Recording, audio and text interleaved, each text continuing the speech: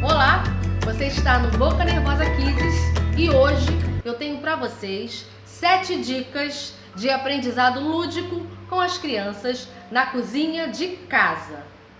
Você leva os seus filhos para a cozinha de casa? E você, leva os seus netos? Eu tenho ótimas lembranças dessa época. Da época em que eu era pequena e que a minha avó, minha mãe me levava para a cozinha e nós podíamos fazer várias gostosuras e era um ambiente de muita brincadeira, de muita descoberta. E assim, eu visto muito essa camisa, né? De levar as crianças para a cozinha no sentido de ter esse aprendizado lúdico, né? De nós estarmos aprendendo uns com os outros e criança adora, né? Então, essas 7 dicas são para vocês perceberem como é importante e como vocês podem passar aprendizados para a criança e aprender com ela também no ambiente da cozinha. Vamos lá? A primeira dica é organização e disciplina. Nós vivemos falando, né, como pais, para a criança deixar tudo arrumadinho, deixar tudo organizado, né, para a criança não deixar nada largado, para ela ter atenção nas coisas, né? E na cozinha, quando nós vamos levá-la para a mesa, nós podemos estar falando isso com ela de uma forma lúdica, mas que vai ficar na cabecinha deles, né? Retido na memória, retido nessa percepção, né, de olhar para as coisas e ver tudo bem organizado. Então a gente tem lá, né, cada potinho, cada utensílio, cada ingrediente. Então é interessante porque a criança começa a ter mais atenção e mais disciplina nesse interagir, né, com os elementos, com as coisas, né, no seu dia a dia. E a cozinha pode te ajudar muito através dessa organização e dessa disciplina.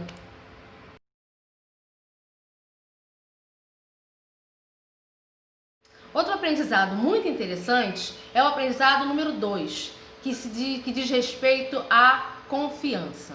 Autoconfiança da criança, né? Muitas crianças são assim um pouco mais tímidas, algumas até podem ter um pouco de baixa autoestima, porque não conseguem, né? Na cabecinha delas ainda não tem uma autoestima, uma autoconfiança ainda bem formada.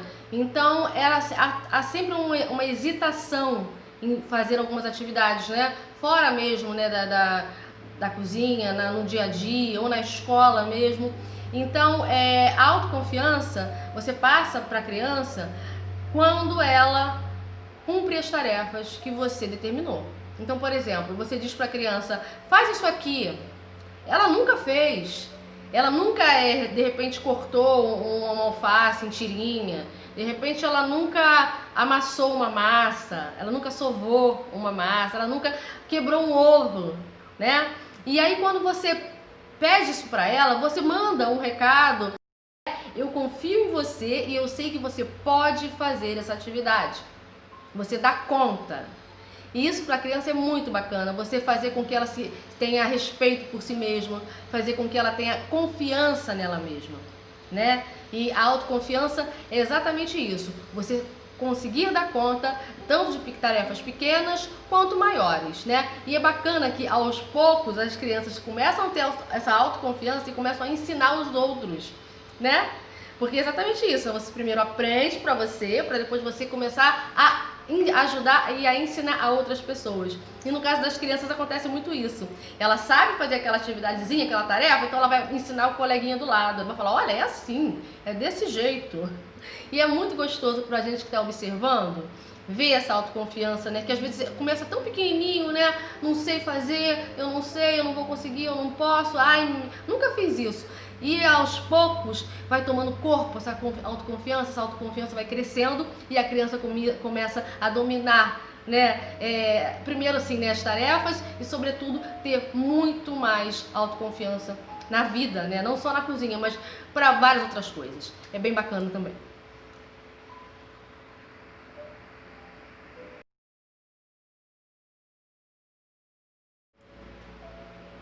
Número 3, concentração. Concentração é exatamente o quê? é você colocar foco em determinada tarefa, né? Seja ela qual for, né? E no caso das crianças, da mesma forma, né? Então, assim, quando você pede para a criança realizar uma tarefa que tenha um pouco mais, né, que a criança precise de um pouco mais de concentração, isso coloca ela focada naquele momento, focada naquela atividade, focada naquela ação. Então isso é muito bacana, né? Porque às vezes as crianças, né, ainda estão naquela idade de muita agitação e não conseguem ter aquela calma para ter aquela concentração necessária. E na cozinha você pode também trabalhar isso, falar, olha, preste atenção nessa tarefa, olha, eu quero que faça assim. Porque assim, a concentração, no caso na cozinha, são de pequenas tarefas, né? Nas pequenas tarefas. Então, por exemplo, você pode pegar uma criança que vai pincelar, sabe aquele ovinho que você faz um salgado integral, alguma coisa assim, que você precisa botar uma gema de ovo para dourar, ficar douradinho no forno, né? Depois. E aí você pede para ela pincelar. Então você vai dar um pincelzinho na mão dela e ela vai pincelar um por um. Às vezes ela esquece, ela passa, né, na fileira, tem 1, 2, 3, 4 salgados, e aí você fala, olha, você esqueceu aquele. Se concentra, presta atenção, olha, você esqueceu aquele ali, olha, tá vendo aquela parte ali não tá tão bem feitinha, vamos voltar para terminar? Então isso é bem bacana também, você pede para que ela tenha concentração e atenção de uma forma lúdica, né? Sem ser aquela cobrança que muitas vezes eles têm, por exemplo, no ambiente escolar, né? Porque tem que ter um desempenho X, tem que tirar uma nota X, tem que ter um aprendizado realmente, né, verdadeiro, né, que vai estar relacionado a um desempenho. E no caso da gente não, nós estamos aqui através do aprendizado da brincadeira, através do lúdico, fazendo com que ela desperte valores, desperte aprendizados focados, né, nas tarefas que nós vamos propondo para elas.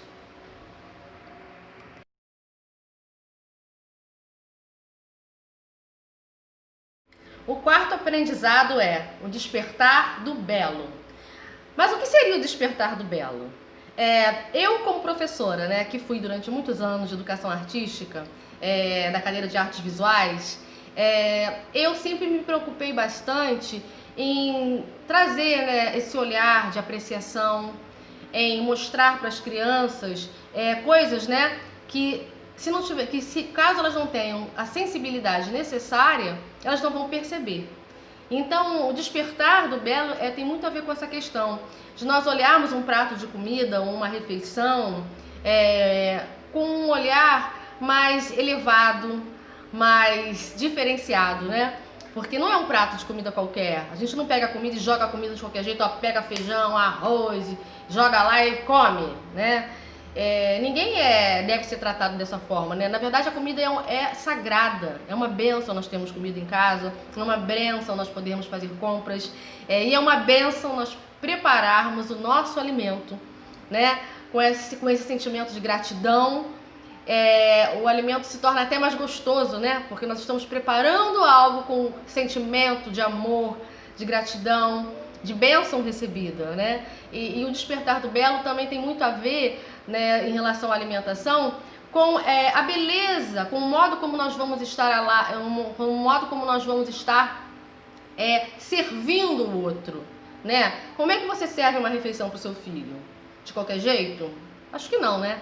Como é que você serve uma refeição para uma pessoa que você ama muito? Ou até que você não ame, que seja um cliente seu, uma pessoa que simplesmente vai lá no seu estabelecimento comprar uma comida. Mas como é que vai estar sendo apresentada essa comida? Né? De que forma? Então, da mesma forma, nós temos que pensar e também despertar nas crianças esse olhar de delicadeza, de sensibilidade, de beleza, de apreciação, né? Do belo, da beleza das coisas, né?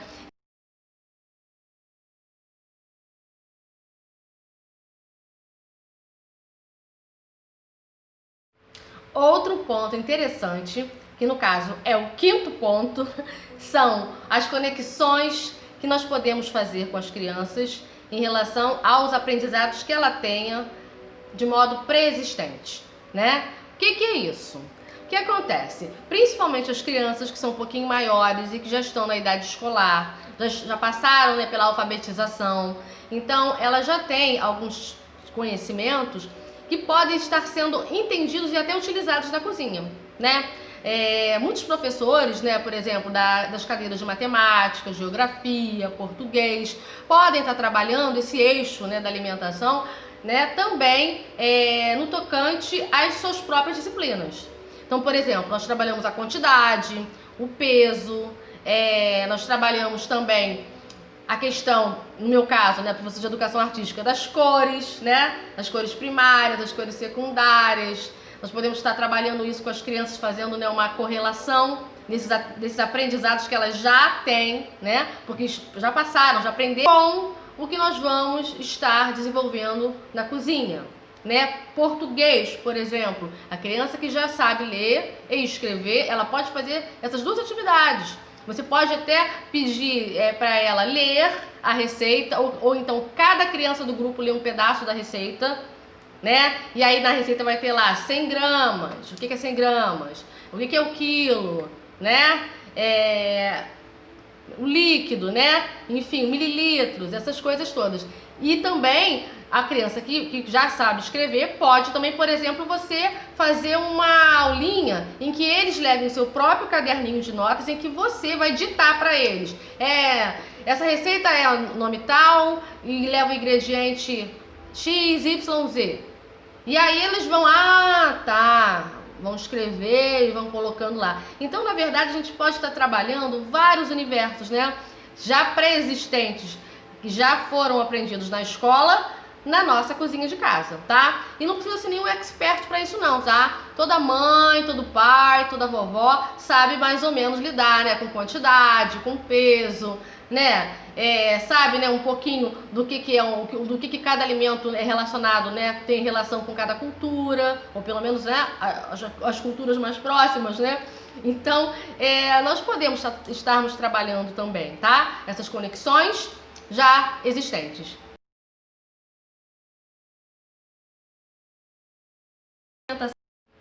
Item 6 se trata de estimular as crianças na alimentação saudável. Então, todo mundo que leva as crianças para a cozinha, normalmente leva para comer o quê? Gulodices, né? Guloseimas, o que é muito natural e é muito bacana também. Porque quem não quer, né, comer um delicioso bolo, um cupcake, né? Ou sei lá, uma torta, né, super recheada. Todos nós adoramos. Mas a cozinha de casa também pode ser um ambiente perfeito para você começar a iniciar a criança a alimentação saudável. De que forma, né? Quando você for buscar uma receita para você fazer com seus filhos, netos, você busque uma receita que tenha, né, essa pegada mais saudável, né? Para quê? Para que a alimentação fique mais leve, para que a criança possa comer de uma forma mais tranquila, né? Saudável mesmo. Então, é desde pequeno que a gente começa a incutir esses valores, né? De vida saudável, de fazer exercícios físicos, de comer bem, né? De ter senso crítico alimentar, né? Porque, assim, o senso crítico alimentar nos faz aceitar alguns alimentos e rejeitar outros, em prol da saúde. E esse tipo de conhecimento, você só constrói com o tempo e com a prática, né? Se possível, diária.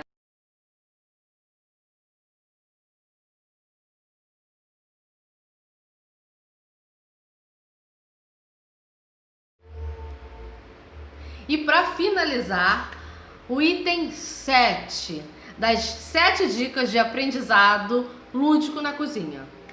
O item 7 tem a ver com colaborar, partilhar, ser solidário.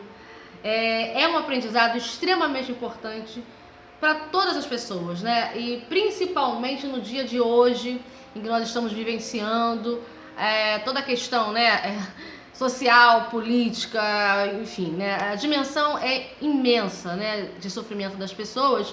E eu acredito que nós passarmos para os nossos netos, filhos, esse tipo de aprendizado, de que na cozinha, né, a gente colaborar uns com os outros, um amassa, sova a massa, o outro pincela, o outro coloca um ingrediente no pote, o outro mistura, todo mundo participa de forma colaborativa, todo mundo partilha o alimento depois, né, na hora da degustação. Então, vocês percebam que esse sentimento, né, de ser solidário, de colaborar, ele já vem desde pequenininho, tendo que ser alimentado, estimulado na criança. Então, através, né, do nosso ambiente culinário, nós podemos sim chamar atenção também para isso.